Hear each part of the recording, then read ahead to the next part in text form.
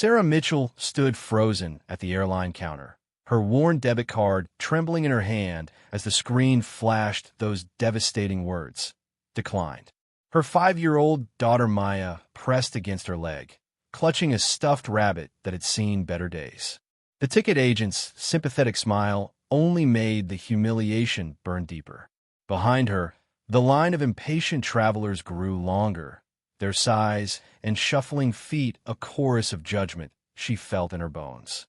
What Sarah didn't know was that the man standing 3 people behind her, dressed in an understated but perfectly tailored suit, was about to change everything. Not just that day at the airport, but the entire trajectory of their lives. Before we jump back in, tell us where you're tuning in from. And if this story touches you, make sure you're subscribed because tomorrow I've saved something extra special for you. His name was Marcus Chun, and the black card resting in his wallet represented wealth most people couldn't fathom. But more importantly, he carried memories of hunger, desperation, and a mother who once stood exactly where Sarah stood now, defeated and alone. Sometimes the most extraordinary transformations begin with the smallest acts of kindness. Sometimes a stranger's compassion can rewrite a family's entire future. This is the story of how one declined payment became the first step towards something neither of them could have predicted. A story about second chances, about the families we find rather than the ones we're born into, and about the courage it takes to accept help when pride is all you have left.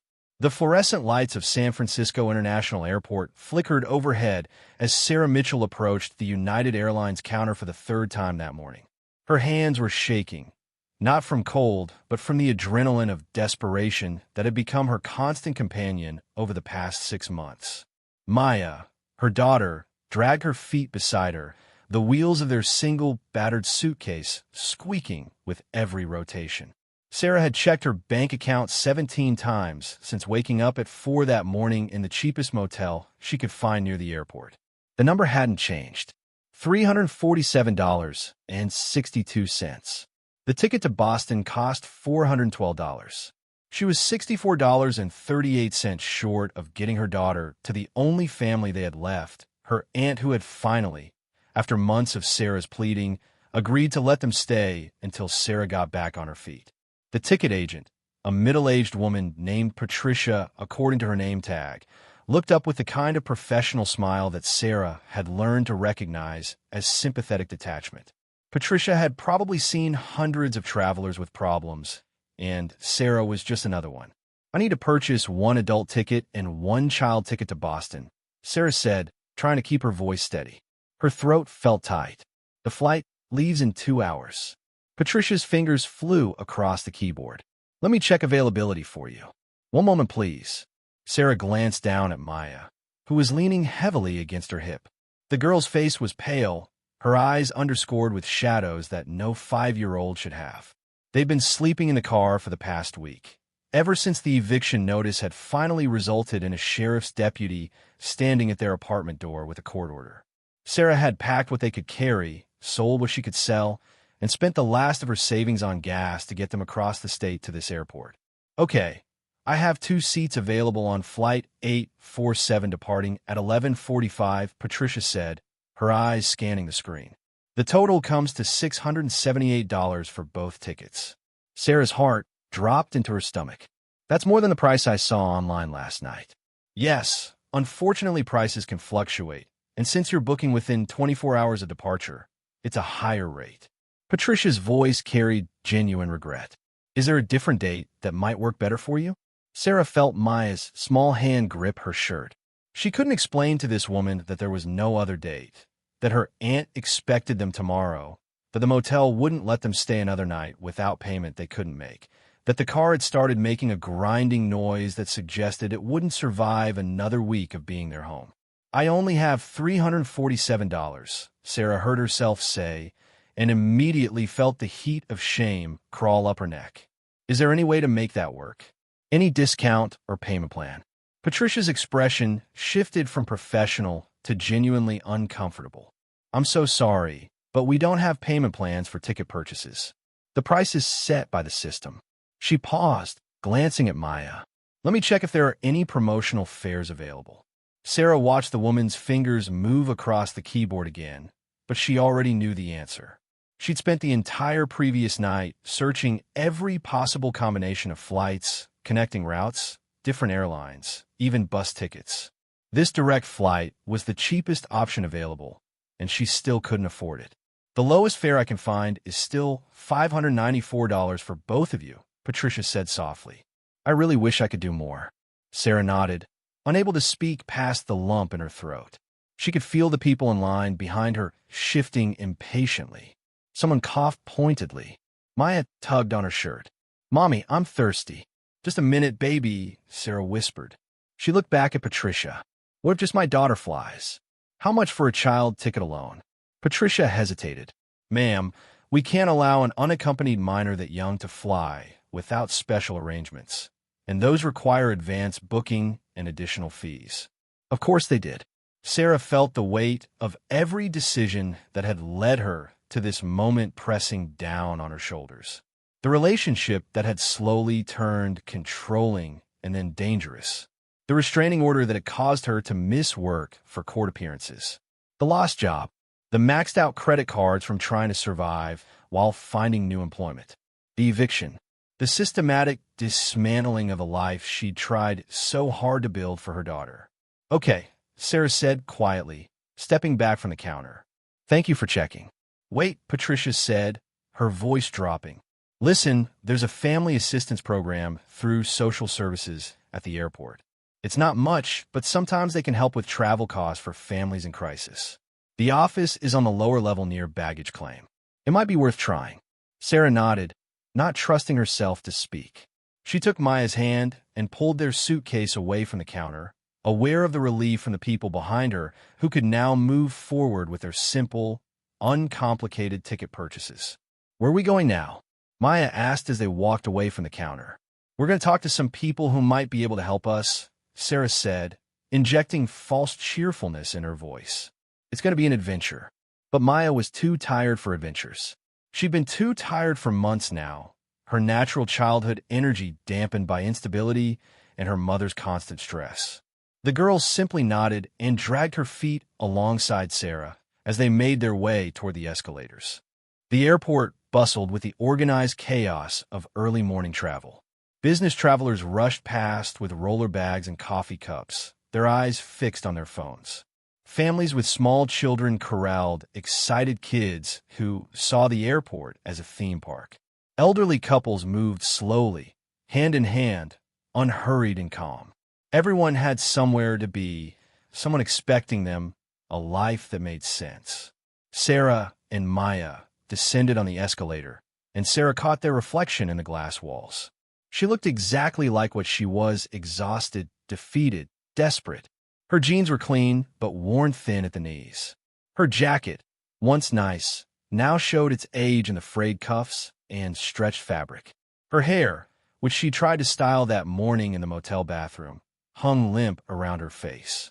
Maya looked small and fragile beside her, the stuffed rabbit dangling from one hand, her other hand gripping Sarah's with the trust that broke Sarah's heart daily. The social services office was exactly what Sarah expected. A small room with institutional furniture, fluorescent lighting, and posters about various assistance programs. A young man sat at the desk, probably an intern or volunteer, looking at his phone until they entered. Hi, can I help you? He asked, setting his phone down. Sarah explained their situation, watching the young man's face cycle through polite interest to uncomfortable sympathy. He asked her to fill out several forms. She sat in the plastic chair, Maya leaning against her, and filled out the paperwork with information she'd written so many times it felt like signing away pieces of her dignity with each repeated admission of need. After she submitted the forms, the young man reviewed them and offered her an apologetic smile. Ma'am, this program is specifically for emergency medical travel or documented humanitarian crises. I'm sorry, but relocation to family housing doesn't fall within our grant parameters. Sarah had expected this too, but the confirmation still felt like a physical blow. She thanked him quietly and stood, taking Maya's hand again. They rode the escalator back up to the main terminal, and Sarah tried to think. She could try to drive to Boston, But the car wouldn't make it, and she didn't have money for gas or food for a cross-country drive that would take 4 days minimum. Preparing and narrating this story took us a lot of time. So if you're enjoying it, subscribe to our channel. It means a lot to us. Now back to the story. She could call her aunt and beg for a wire transfer, but her aunt had made it clear that she was offering housing as a favor, not financial support, and Sarah had too much pride left to beg for money from the woman who'd spent Sarah's entire childhood telling her she'd never amount to anything. She found a bench near the security checkpoint and sat down heavily. Maya climbed up next to her and leaned against her side. Sarah wrapped her arm around her daughter and tried not to cry. "Are we going on the airplane?" Maya asked in a small voice. "I don't know yet, sweetie. Mommy's still figuring it out." She pulled out her phone, its cracked screen a reminder of the night she'd fled her apartment with Maya. The night David had thrown it against the wall along with several other objects and words that still echoed in her memory. She opened her banking app again, as if the numbers might have magically changed. They hadn't. Sarah opened her contacts, scrolling through the limited list. Most of the numbers belonged to people she'd lost touch with over the years, friends who'd drifted away during her relationship with David, co-workers from jobs she no longer had. There was her aunt's number, but calling to ask for money felt like admitting defeat in a way that asking for housing didn't. There was the domestic violence shelter where they'd stayed for 2 weeks, but they'd already given her every resource they could. Her thumb hovered over her mother's contact information. They hadn't spoken in 3 years, not since her mother had told Sarah that staying with David was her choice, and she'd have to live with the consequences. But 3 years was a long time. Maybe her mother had softened. Maybe she'd help her granddaughter, even if she wouldn't help Sarah. She pressed the call button before she could change her mind. The phone rang 4 times before her mother answered. "Hello? Mom, it's Sarah." A long pause. "I know who it is. What do you want?" Sarah closed her eyes. "I need help. Maya and we're at the airport trying to get to Aunt Linda's house in Boston, but I'm short on the ticket price. I just need $65, and I'll pay you back as soon as I can." Another pause, longer this time. "Sarah, I told you 3 years ago that I was done helping you make bad decisions. You chose that man over your family's advice. You chose to have a child with him when we told you he wasn't stable. Those are your choices. Mom, please. I left him. I have a restraining order. We've been living in my car. Maya needs stability. Then maybe you should have thought about that before you burned every bridge in your life." Her mother's voice was cold, final. "I'm sorry, Sarah, but I can't keep enabling your poor judgment. You need to figure this out yourself." The line went dead. Sarah sat there with the phone pressed to her ear for a long moment after her mother hung up, the dial tone a flat line for the relationship that had been on life support for years. She finally lowered the phone and stared at the screen until it went dark. "Was that Grandma?" Maya asked quietly. "Yes, baby. Is she going to help us?" Sarah pulled her daughter closer. "No, sweetie. But it's okay. We're going to figure this out. We always do." But this time, Sarah had no idea how they would figure out. She'd exhausted every option she could think of. The credit cards were maxed. The bank account was nearly empty. There was no one left to call, nowhere left to turn. She looked around the airport terminal, watching people move through their lives with such ease. A woman in yoga pants sipped a smoothie while scrolling through her phone. A businessman barked orders into a Bluetooth headset. A teenager slouched against a pillar, earbuds in, oblivious to everything. None of them knew what it felt like to be this desperate, this trapped. Sarah's eyes burned with unshed tears. She'd been so strong for so long. She'd left David despite his threats. She'd gone to court alone to get the restraining order. She'd juggled 3 part-time jobs, trying to keep the apartment. She'd smiled for Maya and told her everything would be okay, even when she had no idea if it would be. She'd sold everything that had any value. She'd swallowed her pride over and over again, asking for help from organizations and agencies and strangers. But this felt like the end of the line. This felt like the moment when the universe finally said, "Enough. You tried everything, and it's still not enough." "Mommy, why are you sad?" Maya's small voice broke through her thoughts. Sarah wiped her eyes quickly. "I'm not sad, baby. I'm just tired." "Me too," Maya said, yawning. "Can we go to Aunt Linda's house and sleep in a real bed?" The simple request shattered something inside Sarah. Her daughter's expectations had become so modest.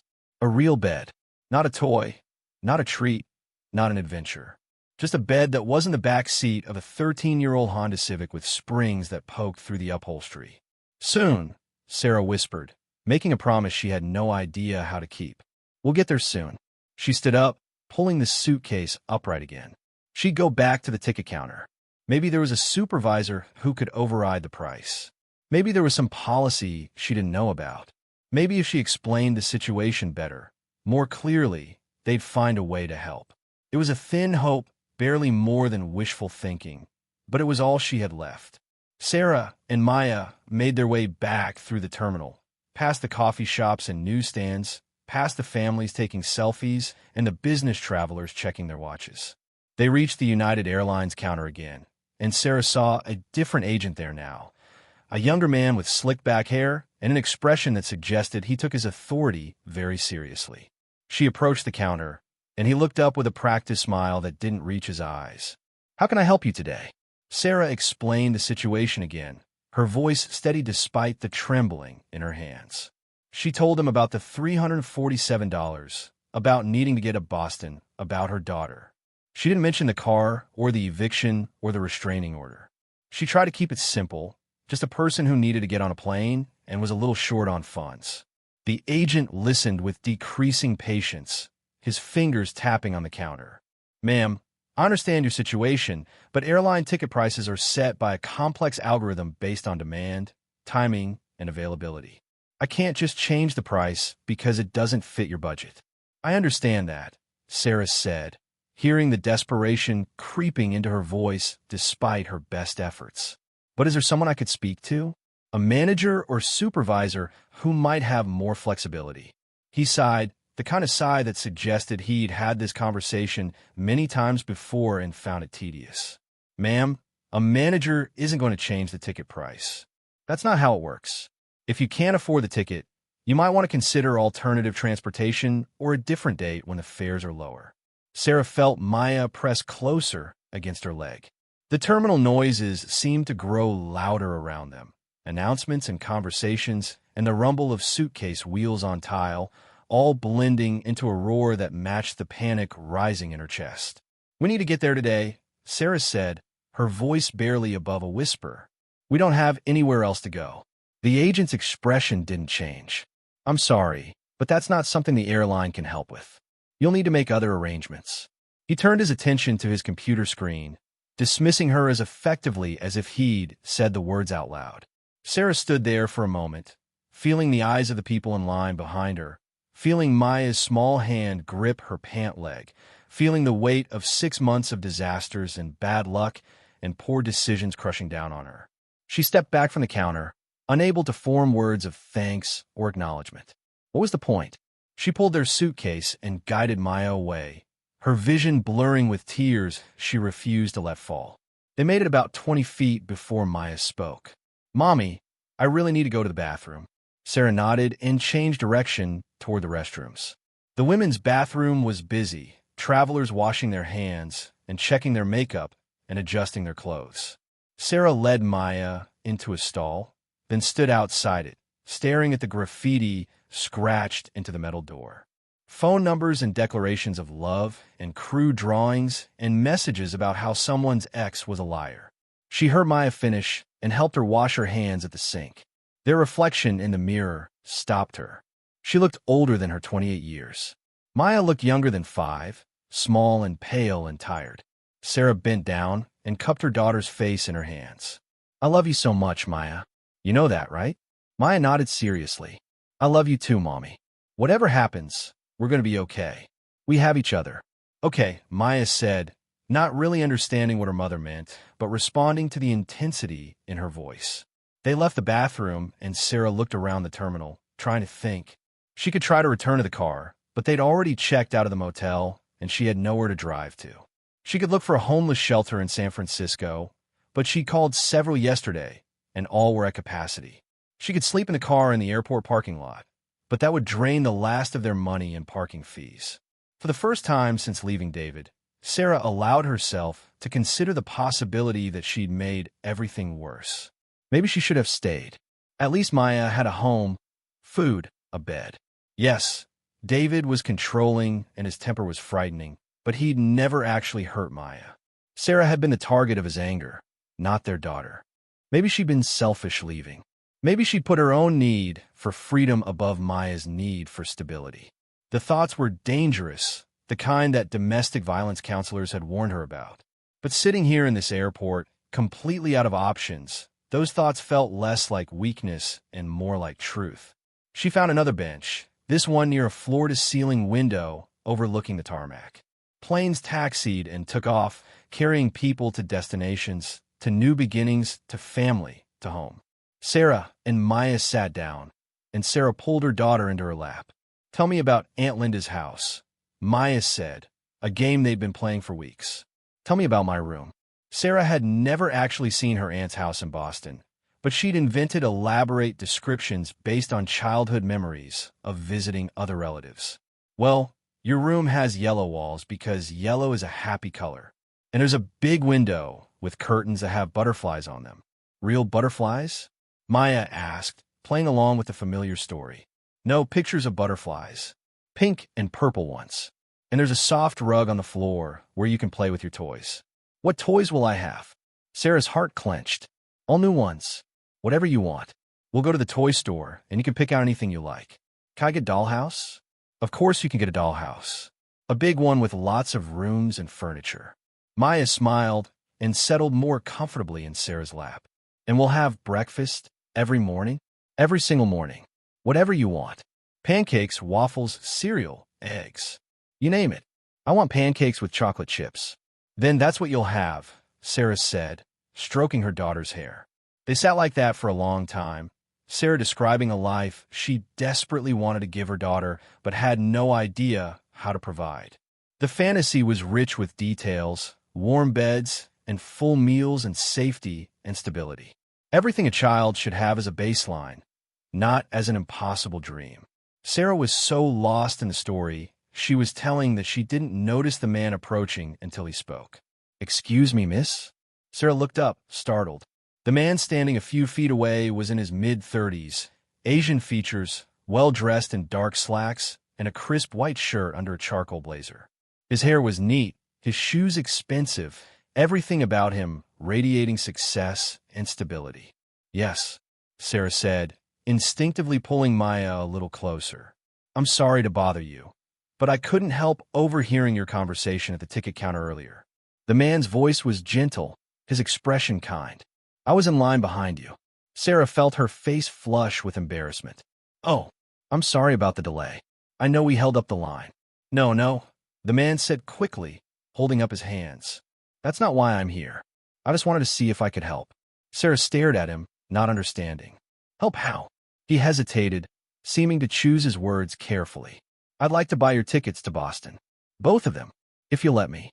The words didn't make sense. Sarah's brain refused to process them. "What?" "Your tickets to Boston. I'd like to purchase them for you." He reached into his jacket pocket and pulled out a wallet, flipping it open to reveal a sleek black credit card. "It'll just take a minute at the counter." Sarah stood up, Maya sliding off her lap. She shook her head. "No, I can't accept that. That's too much. I don't even know you. My name is Marcus Chun." He extended his hand. "And I know we're strangers, but sometimes that makes it easier to accept help." Sarah didn't take his hand. She was trying to figure out what the catch was. In her experience, strangers didn't offer hundreds of dollars out of kindness. There was always something they wanted in return, always a price to pay. "Why would you do that?"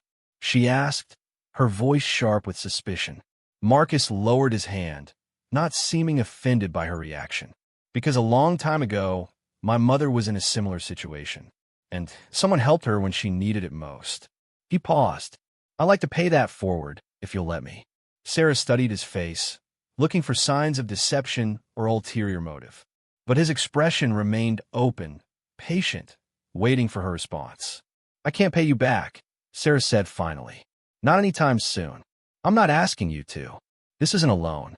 It's a gift, no strings attached." Maya tugged on Sarah's sleeve. "Mommy, who's that man?" "This is Mr. Chun," Sarah said, not taking her eyes off him. You want to help us. Marcus smiled at Maya. Hi there. What's your name? Maya, she said shyly, pressing against her mother's side. That's a beautiful name. Marcus looked back at Sarah. Look, I understand if you're uncomfortable with this. It's an unusual situation. But I promise you, there's no catch. I just want to help you get to Boston. After that, you'll never see me again if that's what you want. Sarah's mind raced. Every instinct told her to be cautious, to refuse, to walk away. But another part of her, the part that was exhausted and desperate and had run out of options, whispered that maybe, just maybe, this was real. Maybe sometimes people did help strangers. Maybe the universe was offering her a lifeline instead of another obstacle. Why were you in line? She found herself asking. Where are you flying? Seattle, Marcus said. For a business meeting. Though honestly, I'm considering whether I even need to go. Sarah nodded slowly. The fact that he was buying his own ticket made this somehow more believable. He wasn't just hanging around the airport looking for people to rescue. He'd been there for his own reasons and happened to overhear her situation. I don't know what to say, Sarah admitted. You could say yes. Marcus's smile was gentle. Let me help you. Please. Sarah looked down at Maya, who was watching the interaction with wide eyes. She thought about the car, about sleeping in the motel parking lot, about calling her mother and being told no. She thought about her aunt's house in Boston, about yellow walls and butterfly curtains and pancakes with chocolate chips. She thought about Maya asking if they were going on an airplane. She took a deep breath.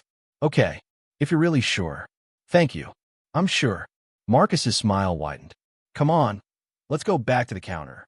They walked together back through the terminal, Sarah pushing the suitcase, Maya holding her hand, Marcus walking slightly ahead as if to clear the path. People barely glanced at them. They had no idea that something extraordinary was happening, that a stranger was about to spend hundreds of dollars on two people he'd never met before and would likely never see again. When they reached the United Airlines counter, there was a different agent there now, a woman in her 50s with kind eyes and gray hair, pulled back in a neat bun. Marcus stepped up to the counter. Hi, I'd like to purchase 2 tickets to Boston on Flight 847, he said. 1 adult and 1 child. Certainly, sir. The agent's fingers flew across the keyboard. I have seats available. May I have the names for the tickets? Marcus turned to Sarah. She stepped forward, acutely aware of how she must look compared to this polished businessman. Sarah Mitchell and Maya Mitchell, she said quietly. The agent entered the information. Okay, the total comes to $678. Will you be checking any bags? Marcus looked at Sarah. Just the 1 bag we have, Sarah said. Then it's just the ticket cost. The agent looked at Marcus. How will you be paying? Marcus pulled out his wallet and handed over the black card. Sarah caught a glimpse of a name on it, American Express Centurion card, before the agent took it and ran it through the machine. There was a moment of processing, and then the printer began humming. The agent handed the card back to Marcus along with 2 boarding passes. You're all set. Flight 847 to Boston, departing at 11:45 from Gate 32. Boarding begins at 11:15. Have a wonderful flight. Marcus took the boarding passes and turned to Sarah, holding them out. Here you go. You should head to security soon. You don't have much time. Sarah took the boarding passes with shaking hands. The paper felt impossibly light for something that represented so much. Tears started rolling down her cheeks before she could stop them. I don't know how to thank you, she managed to say. You just did. Marcus's expression was warm. Take care of yourself and your daughter. I hope things get better for you in Boston. He started to turn away, his good deed done, ready to return to his own life. But Sarah reached out and caught his sleeve. Wait, she said. Please, can I at least have your address? So I can send you something when I can? Even just a card? Marcus paused, seeming to consider. Then he reached into his jacket and pulled out a business card.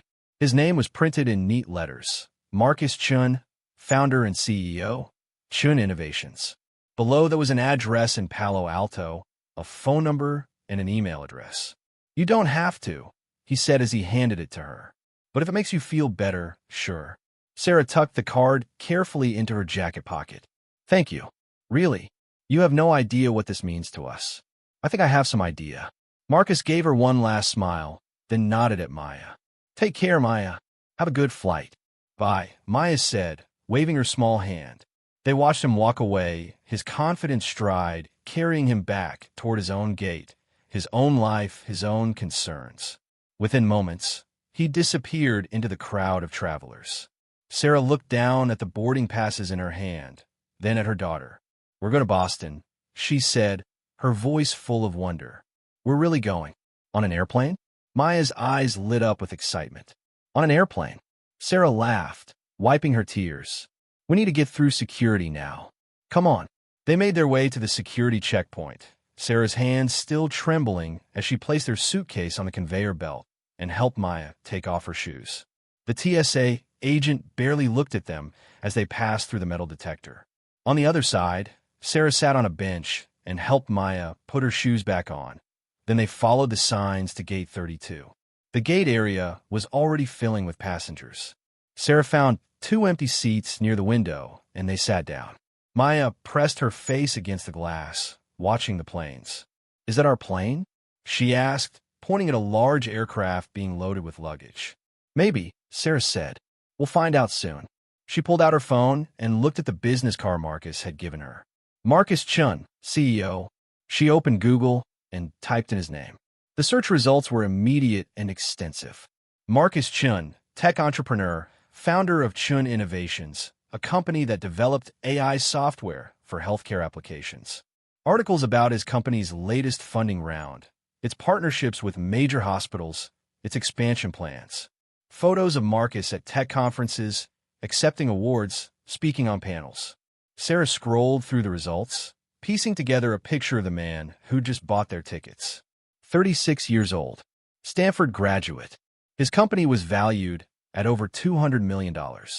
He'd been featured in Forbes, TechCrunch, Business Insider. She found an older article, a human interest piece from 5 years ago about entrepreneurs who'd overcome adversity. In it, Marcus talked about growing up poor in San Francisco, son of immigrants who'd worked multiple jobs to keep their family housed and fed.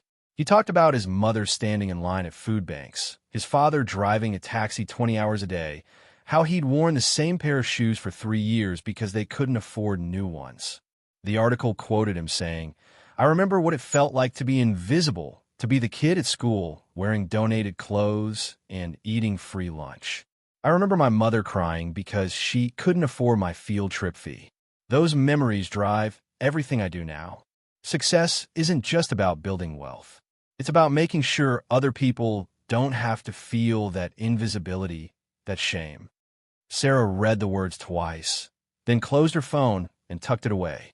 The man who'd bought their tickets wasn't just wealthy. He was someone who remembered being poor, who understood exactly what it felt like to stand at that airline counter watching a purchase decline, feeling the world close in. She pulled Maya into her lap and held her tight. They sat like that until the gate agent announced boarding for Flight 847. Sarah gathered their things, and they joined the line, boarding passes in hand. As they walked down the jetway toward the plane, Sarah felt something shift inside her. For 6 months, she'd been in survival mode, making decision after desperate decision, each one feeling like a failure. But maybe accepting help wasn't a failure.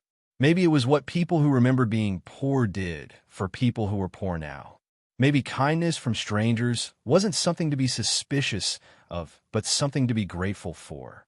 The flight attendant greeted them at the airplane door. "Welcome aboard. Your seats are in row 23. Sarah found their row and helped Maya into the window seat. She stowed their small suitcase in the overhead bin, then sat down beside her daughter.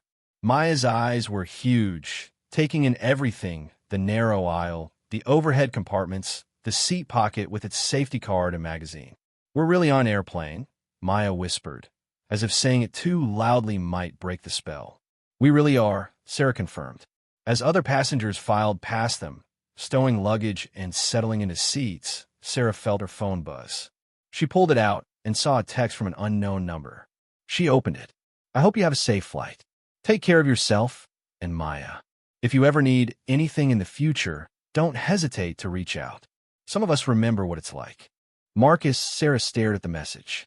He'd somehow gotten her phone number from the ticket purchase and reached out to let her know she wasn't alone. That if things got bad again, there was someone who would help. She typed a response, her fingers clumsy on the cracked screen. Thank you isn't enough, but thank you. You gave us hope when we had none left. I won't forget this kindness. She hit send and put the phone away. The flight attendants were beginning their safety demonstration. Sarah took Maya's hand as the plane began backing away from the gate. Through the window, they watched the terminal recede. The ground crew waved their light wands, guiding the pilots. The plane turned and taxied toward the runway, joining the queue of aircraft waiting for departure. Mommy, Maya said, squeezing her mother's hand. I'm scared. Me too, a little, Sarah admitted. But it's a good kind of scared. We're going somewhere new. We're going to start over. At Aunt Linda's house? Yes, at Aunt Linda's house. With yellow walls and butterfly curtains. And pancakes with chocolate chips? Sarah smiled, genuine joy breaking through for the first time in months. And pancakes with chocolate chips. The plane reached the runway and paused. Sarah could feel the engines powering up, the aircraft vibrating with contained energy. Then they were moving, accelerating, the world outside the window blurring into speed and motion. Maya gripped her hand tighter, and Sarah held on, both of them leaning back in their seats as the plane lifted off the ground. Through the window, San Francisco fell away beneath them. The airport, the highways, the buildings, all of it shrinking and disappearing. The descent into Boston Logan International Airport came with turbulence that made Maya grip the armrests until her knuckles turned white. Sarah placed a reassuring hand on her daughter's knee, though her own stomach lurched with each pocket of rough air the plane encountered. When the wheels finally touched down on the runway with a gentle thump, Maya let out a breath she'd been holding for the last 10 minutes. Welcome to Boston, the pilot's voice crackled through the speakers. Local time is 2:45 in the afternoon. Temperature is 53 degrees. Thank you for flying with us today. Sarah gathered their minimal belongings as the plane taxied to the gate. Around them, passengers stood and retrieved luggage from overhead bins, already focused on their next destination. Business travelers checked their phones the moment the seatbelt sign dinged off. Families organized their children and belongings. Everyone moved with the practiced efficiency of people who flew regularly, for whom air travel was routine rather than miraculous. For Sarah and Maya, everything felt surreal. The flight itself had been a gift they couldn't quite believe was real. Maya had spent most of the journey pressed against the window, watching clouds and land masses pass below. Asking questions Sarah did her best to answer despite having only flown twice in her entire life. They filed off the plane with the other passengers, following signs toward baggage claim. Sarah pulled up her aunt's phone number and sent a text message letting her know they'd landed. The response came almost immediately. I'm in the cell phone lot. Meet me at the arrivals curb outside baggage claim. Door B3. Sarah's stomach tightened. She hadn't seen Aunt Linda in over a decade. Their relationship existed primarily through sporadic phone calls and holiday cards that became less frequent each year. Linda was her father's sister, a woman who'd never married and had spent her career as a high school math teacher in suburban Boston. She'd retired 2 years ago and now lived alone in a 3-bedroom house that she'd finally agreed to share with Sarah and Maya. But the agreement had come with conditions. Sarah would need to find work within 2 months. She would pay rent once she was employed. She would help with household chores and expenses. She would not bring drama or chaos into Linda's quiet, orderly life. The unspoken message was clear. This was temporary, conditional, and could be revoked if Sarah didn't meet expectations. The baggage claim area was crowded with arriving passengers clustered around conveyor belts. Sarah and Maya stood to the side, watching the carousel spin. They had only the single suitcase that Sarah had carried onto the plane, so there was nothing to collect. Still, Sarah felt the need to pause here, to transition from the journey to whatever came next. She pulled out her phone and looked again at Marcus Chin's text message. The fact that he'd reached out after their brief encounter at the airport still amazed her. Most people would have considered their transaction complete at the ticket counter. He'd paid for their tickets, they'd thanked him, end of story. But he'd gone the extra step of making sure she knew the door was open if she needed help again. Sarah wasn't naive enough to think she'd actually reach out to him. The man was a CEO of a successful tech company. He had better things to do than play guardian angel to a struggling single mother he'd met once in an airport. Still, the gesture itself meant something. It suggested that the world contained more kindness than she'd come to expect.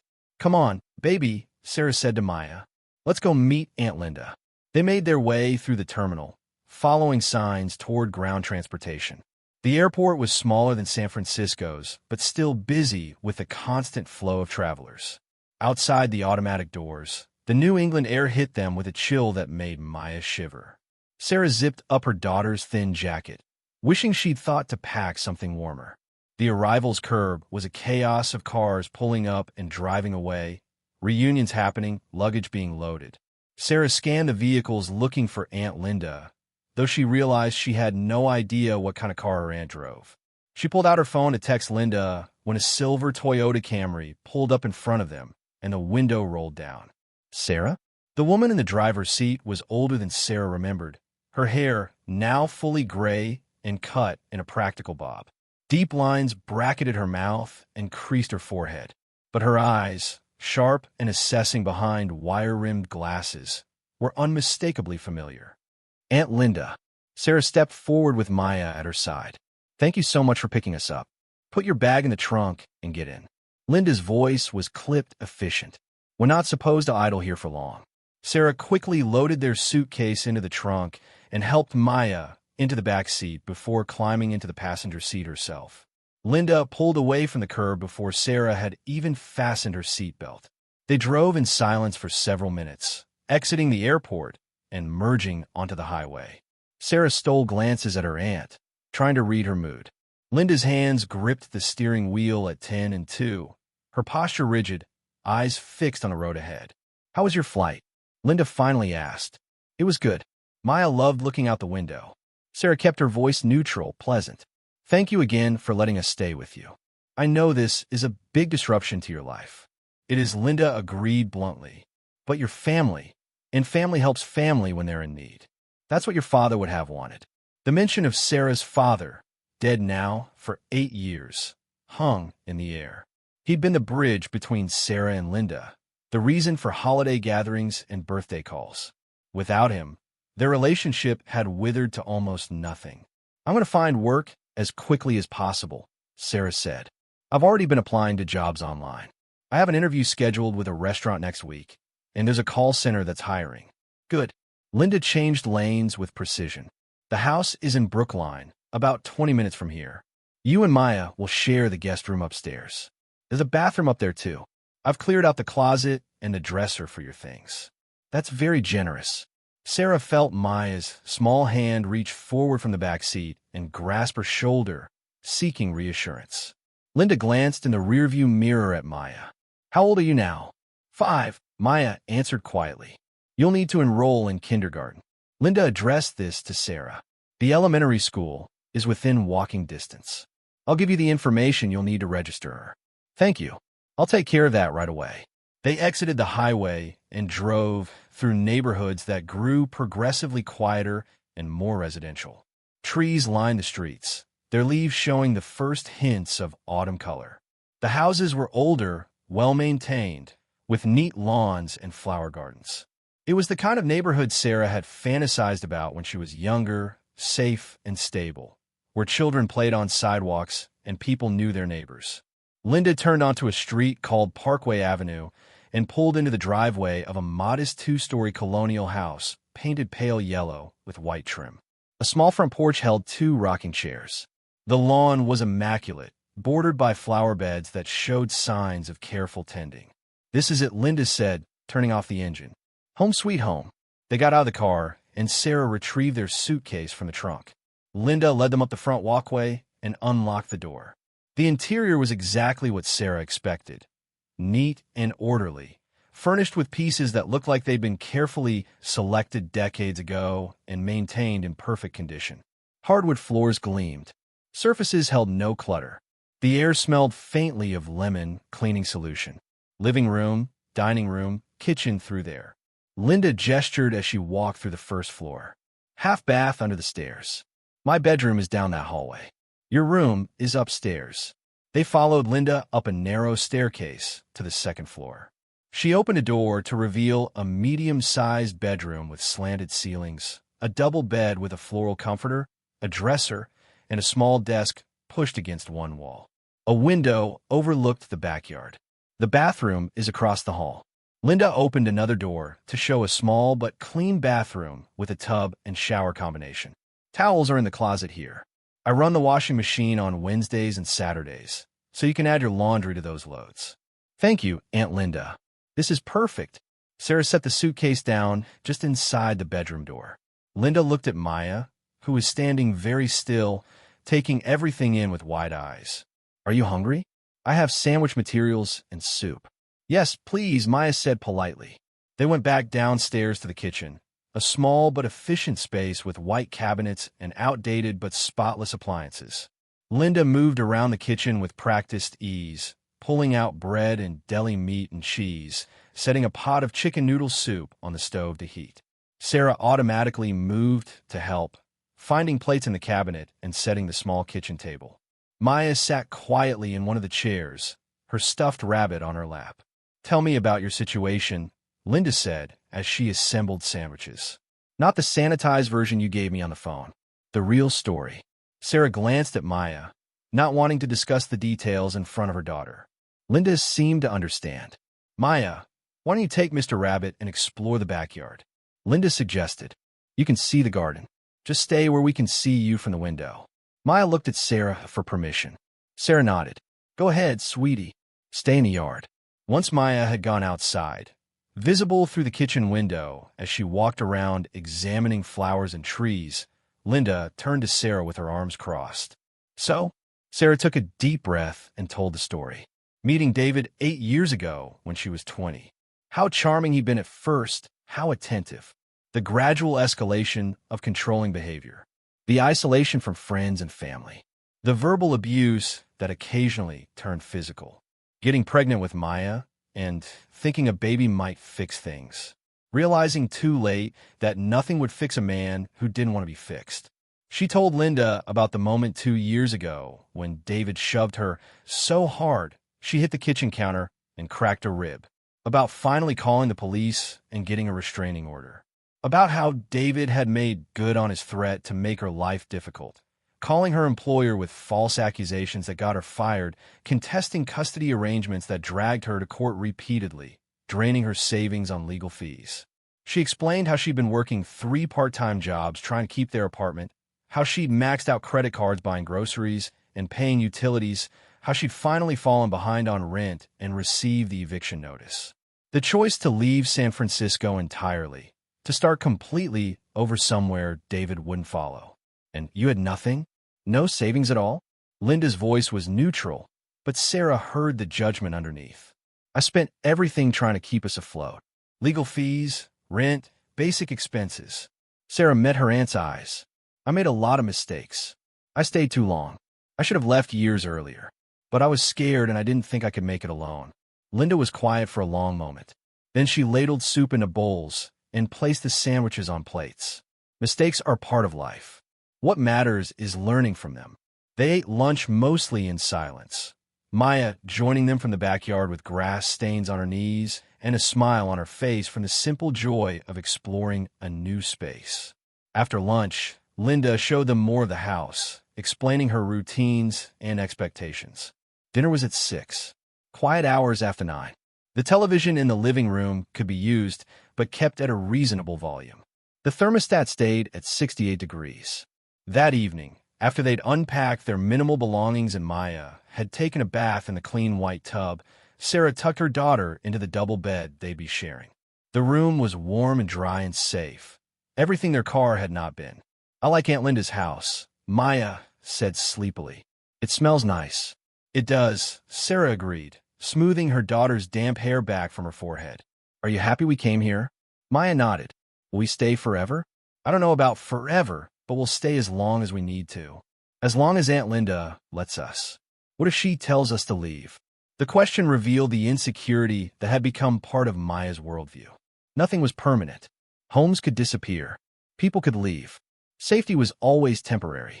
Then we'll figure something else out, Sarah said with more confidence than she felt. But I'm going to work very hard to make sure we can stay. I'm going to get a job and save money and show Aunt Linda that we're responsible, that we deserve to be here. Okay, Maya said, her eyes already closing. Mommy? Yes, baby.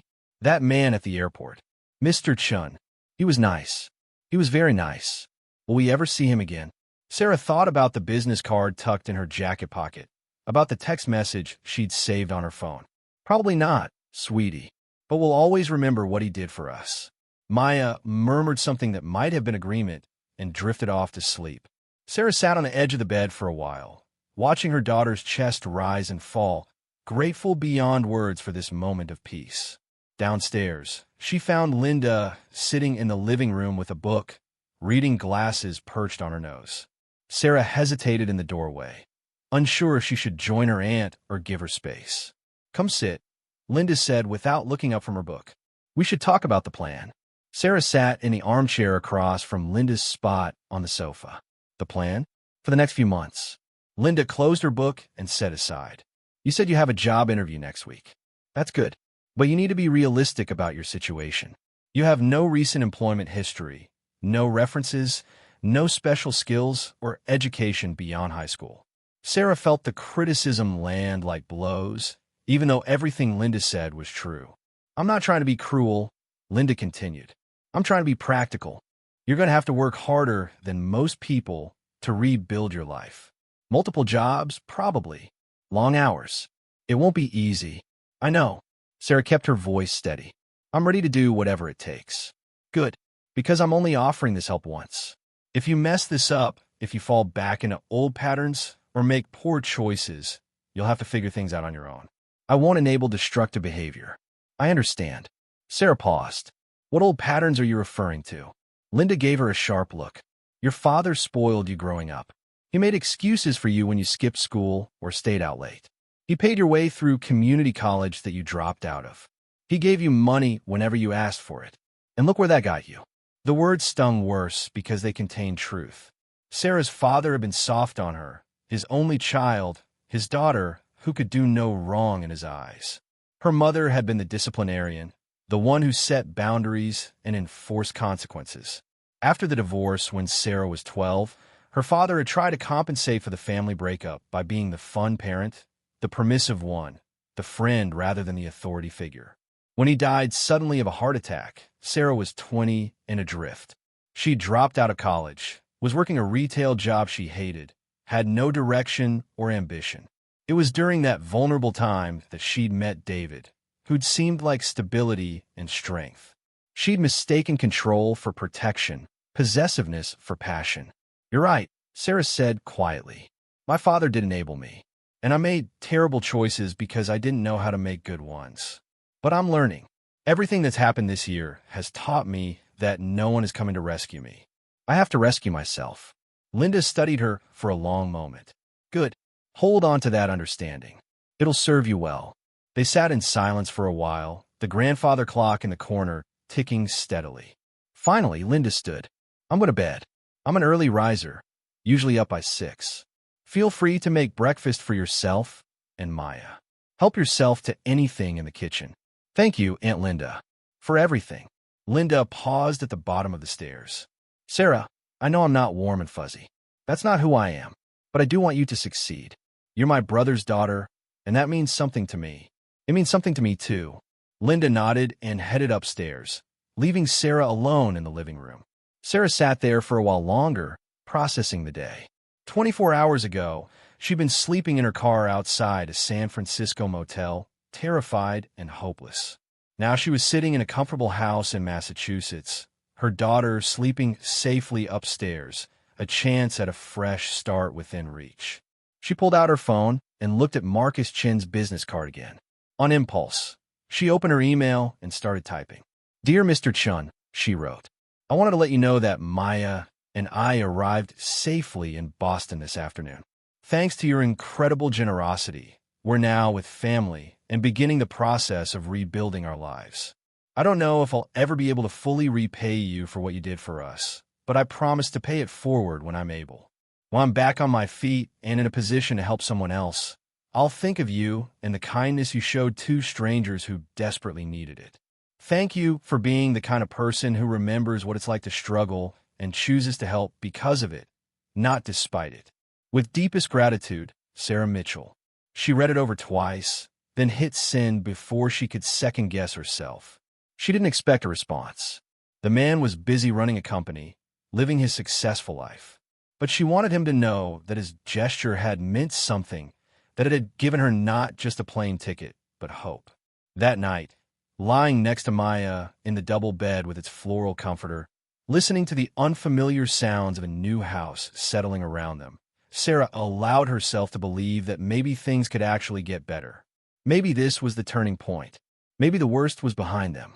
She fell asleep with that fragile hope cradled close, unaware that Marcus Chun had already begun making plans that would change their lives in ways she couldn't yet imagine.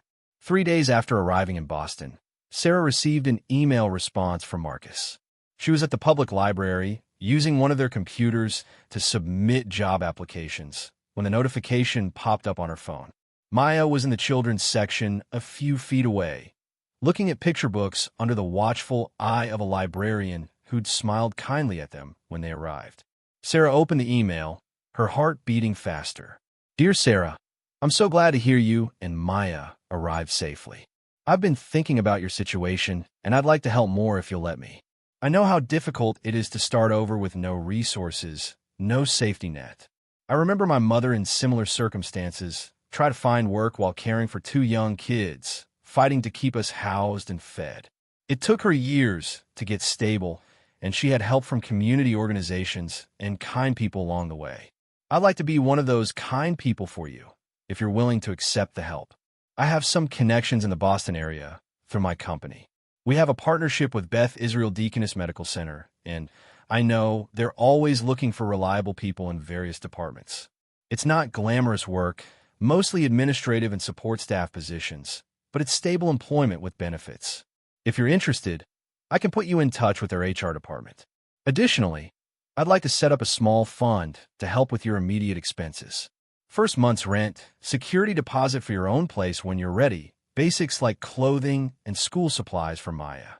Nothing extravagant, just enough to give you a solid foundation to build from. I know accepting help isn't easy. I know there's pride involved and fear that there are strings attached. I promise you there are no strings. The only thing I ask is that someday, when you're stable and successful, you help someone else who's struggling. Pay it forward. That's how we break cycles of poverty and create a better world. Let me know if you'd like me to make the introduction at Beth Israel. And please don't hesitate to reach out if you need anything else. Sincerely, Marcus.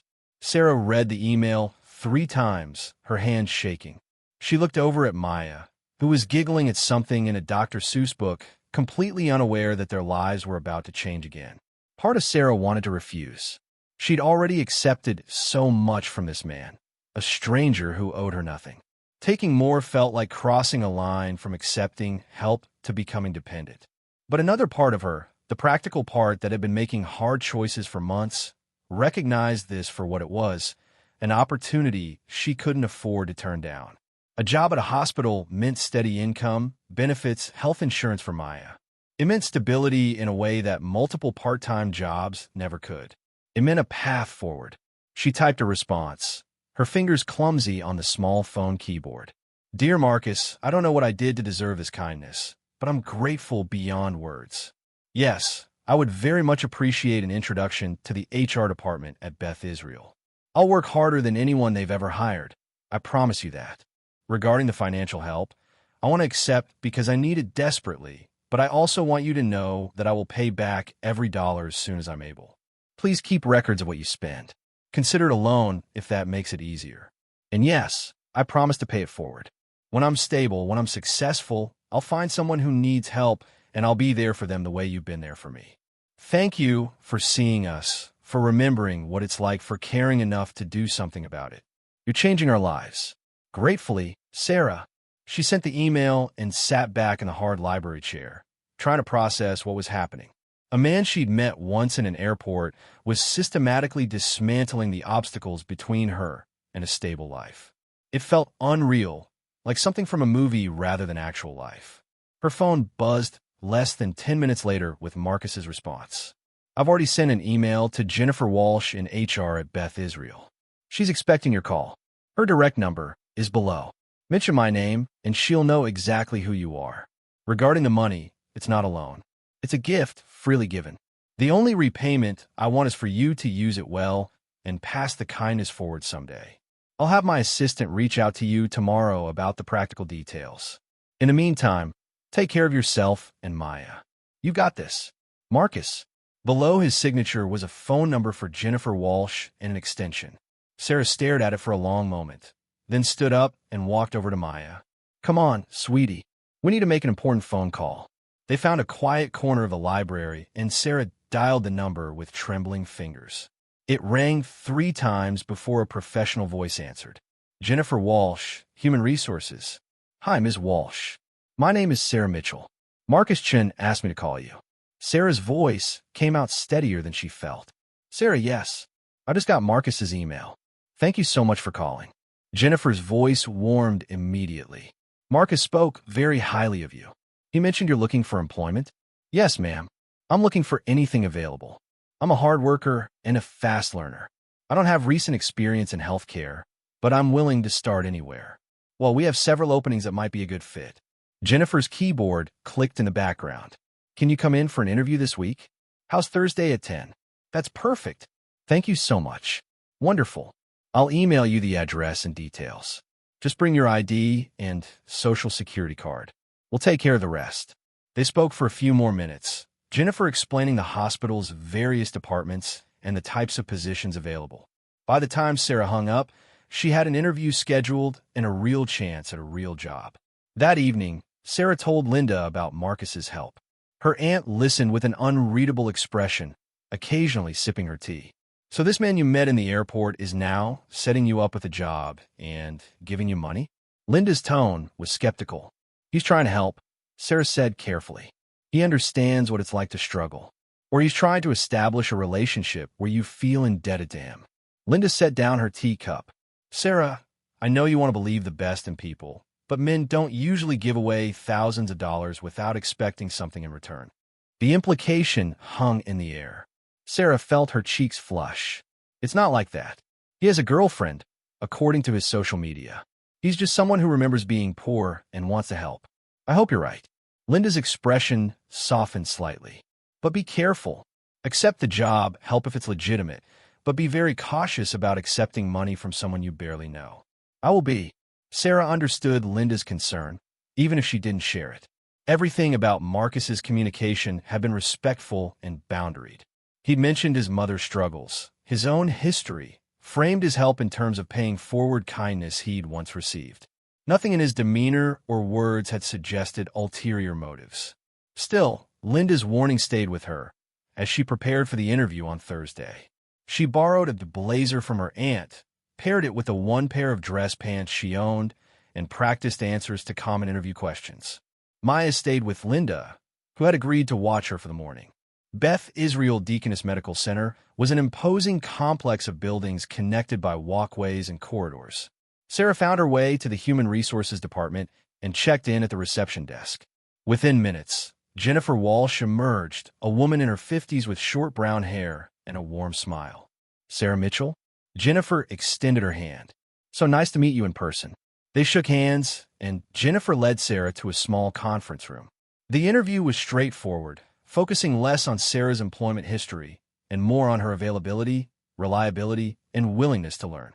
Jennifer explained that they had an opening in environmental services, the department responsible for maintaining cleanliness throughout the hospital. It's not glamorous work, Jennifer said honestly. You'd be cleaning patient rooms, common areas, sometimes dealing with unpleasant situations. But it's essential work, and we pay fairly with full benefits after 90 days. I'm not afraid of hard work, Sarah said, and I need the stability. I have a 5-year-old daughter depending on me. Jennifer smiled. Marcus mentioned you were a mother. That's actually a plus in my book. Parents tend to be reliable and responsible. She pulled out some paperwork. The starting pay is $18 an hour, with opportunities for raises based on performance. There's health insurance, dental, vision, and a retirement plan. You'd work Tuesday through Saturday, 7 to 3:30. Does that schedule work for you? Yes, absolutely. Sarah tried to keep the desperation out of her voice, but it was hard. $18 an hour was more than she'd made at any of her part-time jobs in California. Full benefits meant Maya could see a doctor, get her vaccinations updated, have the security of health coverage. Wonderful. Jennifer slid the papers across the table. I'll need you to fill these out. Background check, tax forms, direct deposit information. Once those clear, which usually takes about a week, we can get you started. How does Monday the 23rd sound for your first day? Perfect. Sarah took the pen Jennifer offered and began filling out forms, each signature feeling like a step toward stability. An hour later, she left the hospital with copies of her paperwork and a start date. She wanted to call Marcus immediately to thank him, but she hesitated. She'd already thanked him multiple times. At some point, gratitude started to feel like burden, a constant reminder of the debt between them, even if he insisted there was no debt. Instead, she texted him a simple message. Interview went well. I start Monday the 23rd. Thank you for opening this door. His response came quickly. That's wonderful news. You're going to do great. Congratulations on the new job. Simple, encouraging, with no expectation of effusive gratitude or ongoing contact. Sarah was beginning to understand that Marcus's help came from a genuine place of wanting to make a difference, not from any need for recognition or repayment. Over the following weeks, Sarah settled into a rhythm. She started work at the hospital, arriving early and staying late, learning the routines and expectations. The work was physically demanding, hours of walking and lifting and scrubbing, but it was honest labor that provided for her daughter. Her co-workers were mostly other women, many of them immigrants or single mothers themselves, all of them working hard to support their families. Maya started kindergarten at the local elementary school, walking distance from Linda's house. Sarah enrolled her using Linda's address, grateful that her aunt didn't object. Maya came home each day with stories about her teacher, Ms. Rodriguez, about the other kids in her class, about the playground and the cafeteria and the library. She was making friends, adjusting to stability, becoming a regular kid instead of a child in crisis. True to his word, Marcus had his assistant, an efficient woman named Catherine, reach out to Sarah about financial assistance. Catherine explained that Marcus had set up a fund to cover first month's rent and security deposit when Sarah was ready to find her own apartment, plus a stipend for immediate needs like clothing, school supplies, and basics for Maya. The whole thing is managed through a nonprofit that Marcus supports, Catherine explained over the phone. You'll receive a prepaid card loaded with funds. Use it for what you and your daughter need. There's no judgment, no monitoring, no strings attached. When the card arrived in the mail a few days later, Sarah stared at it for a long time before activating it. The balance showed $5,000. It felt like an impossible amount of money, more than she'd ever had access to at one time. She immediately went to the bank and withdrew cash, determined to keep careful records of every penny spent so she could eventually account for it all. She bought Maya new clothes that actually fit, warm jackets for the approaching New England winter, sturdy shoes designed for playing rather than just surviving. She purchased school supplies, a new backpack to replace the worn one Maya had been using. She bought groceries to contribute to Linda's household, refusing to be entirely dependent on her aunt's generosity. And she started looking at apartment listings, calculating what she could afford on her hospital salary. Most places required first month, last month, and security deposit up front, plus proof of income. Even with Marcus's help, the math was tight. Boston was expensive, and safe neighborhoods with good schools demanded premium rent. Still, she searched and scheduled viewings, Maya by her side, as they looked at small one-bedroom apartments where Maya would sleep in the living room, at studios where they'd share every square foot. Nothing felt quite right, but Sarah knew she couldn't stay with Linda forever. Her aunt had been patient and accommodating, but Sarah could sense the strain of having her quiet, orderly life disrupted by a child's energy and needs. It was during one of these apartment viewings, a cramped studio in Allston with questionable heating, that Sarah's phone rang with an unknown Boston number. She stepped into the hallway to answer. Hello, Sarah Mitchell. This is Marcus Chun. I hope I'm not catching you at a bad time. Sarah's heart jumped. Marcus, No, not at all. I'm just looking at apartments. How are you? I'm well, thank you. Listen, I'm actually going to be in Boston next week for meetings at Beth Israel about expanding our software partnership. I was wondering if you'd like to meet for coffee. I'd love to hear how things are going, and there's something I'd like to discuss with you in person. Sarah's mind raced. Meeting Marcus in person felt like crossing another threshold, making their relationship more real than the emails and texts they'd exchanged. Part of her was nervous about what he might want to discuss, but mostly she was curious and genuinely wanted to thank him face to face. I like that, she said. When works for you? How about Thursday at 2? There's a coffee shop called Pavement near the hospital. Do you know it? I can find it. Thursday at 2. I'll be there. Great. I'll see you then, Sarah. After they hung up, Sarah stood in the dingy apartment hallway, trying to process what just happened. Marcus Chan was coming to Boston and wanted to meet with her. She told herself it was probably just a friendly check-in, maybe advice about navigating the city or the healthcare system. But Linda's warning echoed in her mind. Men don't usually give away thousands of dollars without expecting something in return. Sarah pushed the worry aside and returned to the apartment viewing, but she barely heard the landlord's description of the building amenities. Her mind was already on Thursday, wondering what Marcus wanted to discuss, hoping it wasn't something that would complicate the fragile stability she'd begun to build. Thursday arrived with unseasonably cold weather, the kind of sharp chill that hinted at the harsh winter to come. Sarah had arranged her hospital shift to end at 1, giving her time to change out of her work uniform into regular clothes before meeting Marcus. She dressed carefully in jeans and a sweater, wanting to look put together without seeming like she was trying too hard. Pavement Coffee was a small local chain that Sarah had passed many times but never entered.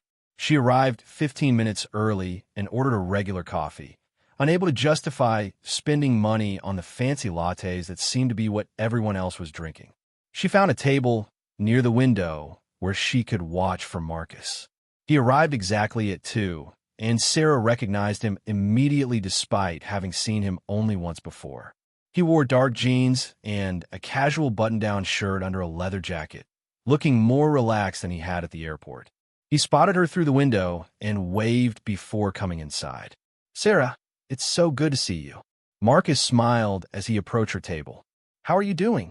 They shook hands, and Marcus went to order his coffee. Sarah watched him interact with the barista, noted how he spoke to her with the same courtesy and respect he'd shown Sarah. There was no sense of superiority or condescension, no performance of kindness for show. He was just genuinely polite. He returned with his coffee and sat across from her. "You look good. Healthy. Like things are going better." "They are," Sarah said, meaning it. "The job is going well. Maya's loving school. We're still with my aunt, but I'm looking for apartments. Things are starting to feel stable for the first time in a long time." "I'm so glad." Marcus's smile was genuine. "I was worried about you both." Marcus leaned forward, his expression thoughtful. "The reason I wanted to meet in person is because I have a proposal for you. My company is expanding our Boston operations, and we need someone to manage our community outreach program here. Someone who understands what it means to struggle, who can connect with families in crisis." Sarah's coffee cup paused halfway to her lips. She set it down carefully. "I'm not qualified for that kind of position. I clean hospital rooms. You're more qualified than you think." Marcus pulled out his tablet. "The program helps families facing housing insecurity, domestic violence situations, unemployment. You've lived through all of that. You know what these families need because you needed it yourself." Sarah's mind raced. What would this job even involve? Connecting families with resources, coordinating with social services, shelters, legal aid, building partnerships with local organizations. The salary is $60,000 a year with full benefits. It's challenging work, but I think you'd be exceptional at it. 60,000. Sarah couldn't breathe. That was more than triple what she made at the hospital. That was stability. That was savings. That was a future for Maya. "Why me?" she finally asked. "You could hire someone with a degree, with experience. Because credentials don't teach empathy." Marcus met her eyes. "I need someone who won't judge the mother standing at the airline counter with a decline card. Someone who remembers what that feels like." Sarah thought about Linda's warning about ulterior motives and strings attached. Can I think about it? Of course. Take your time. Marcus finished his coffee. There's no pressure. If you're happy at the hospital, stay there. But if you want to help other families the way people helped us, the position is yours. They talked for another hour about Maya's adjustment to school, about Boston's winter, about Marcus's memories of his own mother's struggles. When they finally parted ways, Sarah felt like she'd made a friend rather than just a benefactor. That evening, she discussed the offer with Linda. Her aunt listened carefully, then surprised her. Take the job. You're meant for more than cleaning hospital rooms. Your father would have wanted you to use your experiences to help others. 2 weeks later, Sarah started her new position. The work was demanding but fulfilling. She met with families on their worst days and connected them with resources that could change their trajectories. She thought of Marcus every time she handed someone a gift card for groceries or helped a mother find emergency housing. Maya thrived. They moved into a small 2-bedroom apartment in a safe neighborhood. Sarah enrolled her daughter in dance classes, something Maya had always wanted but they'd never been able to afford. The stuffed rabbit found a permanent place on Maya's new bed, a reminder of harder times they'd survived together. 6 months after starting her new job, Sarah organized a fundraiser for the outreach program. The event raised $30,000. Marcus flew in for the evening, and Sarah introduced him to the families they'd helped. He spoke briefly, sharing his own story, reminding everyone that transformation was possible. As the event wound down, Sarah found Marcus near the exit. I wanted you to know that I've started a savings account. When I have enough, I'm going to help someone the way you helped me. Marcus smiled. That's exactly what I hoped you'd say. They hugged briefly, and Sarah realized this man who'd been a stranger in an airport had become part of her story, woven into the narrative of how she'd rebuilt her life. Not as a savior, but as someone who'd remembered his own struggle and chose to ease someone else's journey. 3 years later, Sarah stood in that same airport where her life had changed. She was waiting for a client, a young mother fleeing abuse with her 2 children. The woman's card had been declined at the ticket counter. Sarah had already purchased their tickets through the outreach program. When the frightened mother approached with her exhausted children, Sarah smiled and held out the boarding passes. You're going to be okay. I know it doesn't feel like it right now, but you will. The woman started crying. I don't know how to thank you. You don't have to. Just promise me that someday, when you're stable and strong, you'll help someone else who's struggling. As Sarah watched the family walk toward security, she pulled out her phone and texted Marcus. Just helped another family today, paying it forward like I promised. His response came quickly. That's what it's all about. Proud of you, Sarah. She looked around the busy terminal, at all the lives intersecting briefly before continuing on their separate paths. Somewhere in this crowd, another person was having their worst day. Another child was hungry. Another mother was running out of options. And maybe, just maybe, someone would notice. Someone would remember. Someone would help.